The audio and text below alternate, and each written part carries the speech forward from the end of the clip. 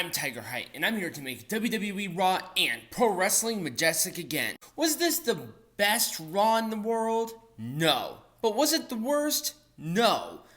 But was it like that outstanding, way different Monday Night Raw than what we usually get? Kinda? I mean, it wasn't a bad Raw. A lot of this made sense, and I think there was some interesting forward progression as it relates to general matches for the next pay-per-view or for the next premium live event or whatever it is. But it wasn't like that, oh my god, blow out of your water night after WrestleMania kind of Raw. And that was the expectation given the craziness of this Survivor Series. I think sometimes people overbloat their expectations and then they get disappointed when it doesn't meet literally every checkbox. They have like a little checkbox, and if it doesn't meet all of them, then they don't care. Or it was a bad Raw. How about you don't do that? How about you're like, oh my god, the follow-up was not bad and maybe we shouldn't be that critical. Let's get into it. Randy Orton. And here's what I liked about this.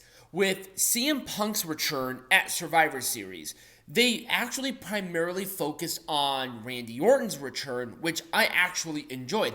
Because I don't want to be that guy, but his return was somewhat overshadowed. Even though he is chiseled out of fucking granite, he looks awesome, his moveset is different, he looks rejuvenated, he looks happy. It just was overshadowed by Punk. Just be honest. So he was talking about his return and beating Judgment Day, and out comes Rhea Ripley. And Ripley said, oh, maybe you should have joined us instead of facing against us. Which is whatever. Mysterio and JD McDonagh tried to attack Randy Orton, but it doesn't work quite well. Which set up the final match between Dominik Mysterio and Randy Orton. I'm okay with that. This segment was fine. People were super into Randy Orton. I'm going to give it a full thumbs up.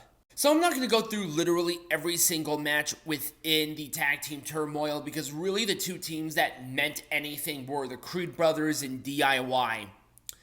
The Creed brothers are actually starting to get warmed up to the fans. They are starting to really hit a good stride.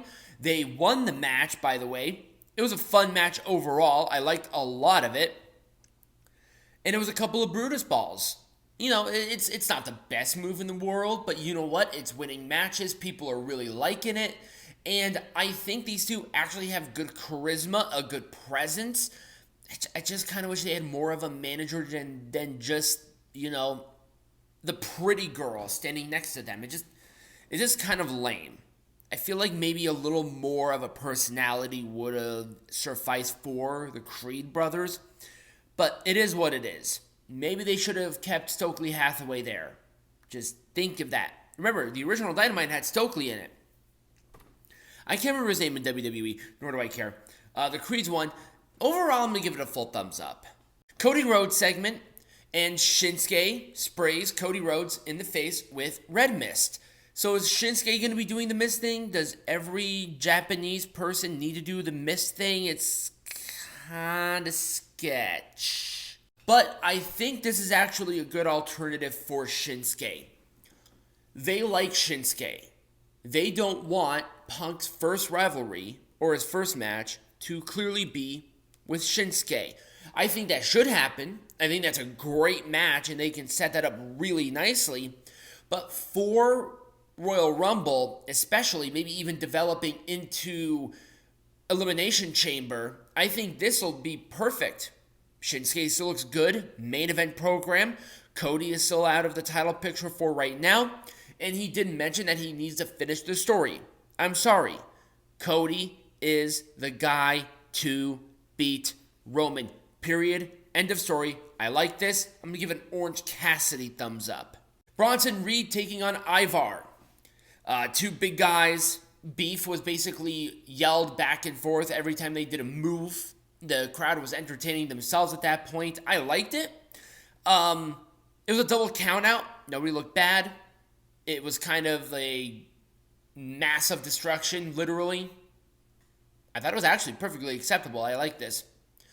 I'll give an Orange Cassidy thumbs up. Why not? Zoe Stark taking on Nia Jax. It was fine. It was Annihilator for Nia to win. Zoe Stark did not look bad because she actually put down Nia a couple of times, which I was quite surprised about. But yeah, it was Annihilator for the win. Orange Cassidy, thumbs up. Seth Rollins segment. Drew McIntyre comes out. I have no idea why his kilt looks like a emo girl middle school skirt, but it does. Maybe it shouldn't be essentially leather. It's kind of weird. Anyway, Seth Rollins will be taking on Jey Uso next week for the World Heavyweight Champion. Drew didn't like that. He headbutt Rollins so hard that he starts bleeding and beats him up. Jey Uso comes out and helps, continuing that. I think Drew is going to probably interfere within the match. Probably wouldn't be the worst idea. Set up a triple threat for Royal Rumble. If Cody is going to win, why bother having them in the match? And then you set up stuff for later. I'm going to give this a full thumbs up because I see a good clear direction. There's a lot of, even if the clear direction of that triple threat is not going to be what they're doing, I can see a couple of different scenarios regarding it, and I think that's why I add that additional dynamic of the full thumbs up, because they are thinking about different scenarios going forward. So for the WWE Women's Tag Team Champions, we have Chelsea Green and Piper Niven taking on Natalya and Tegan Nox. The match was fine. The women worked hard. It wasn't the worst match. In fact, actually, I kind of liked it. And it was the running crossbody for Chelsea Green and Piper Niven to retain these championships. I'm going to give it an Orange Cassidy thumbs up. And this is being nice. I didn't have a picture for the Dominik Randy Orton segment, but this is what you're going to get. Dominik Randy Orton, it was fun. I liked it. I'm not sure who the big guy is who interfered, nor do I care. Randy Orton said, geez, he stinks like a fucking truck. Probably does. Maybe the possum that the truck ran over. Randy Orton still looks awesome. The crowd was super into him. And it was an RKO for the win. Full thumbs up. A really good match for Randy Orton. Perfect for him to return. Really good confidence. We need to keep this momentum. I want him in a major program with somebody. Balor, Priest. I think somebody within Judgment Day. Probably Priest. Was Balor even there? I don't think Balor was even there. Where was Finn Balor? And the main event segment that everybody wanted to talk about.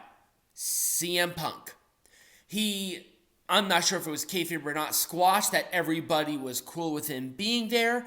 He said that he is there for money and not making friends. He maybe took a jab or two at the secondary promotion. The crowd was ballistic over CM Punk being there. I cannot believe after 11, 12 years that I would have said on this show that CM Punk would ever be back. I have been doing this for that long. When CM Punk originally left, I was in college. Good Lord. I thought it was fine. I'm going to give it an Orange Cassidy thumbs up.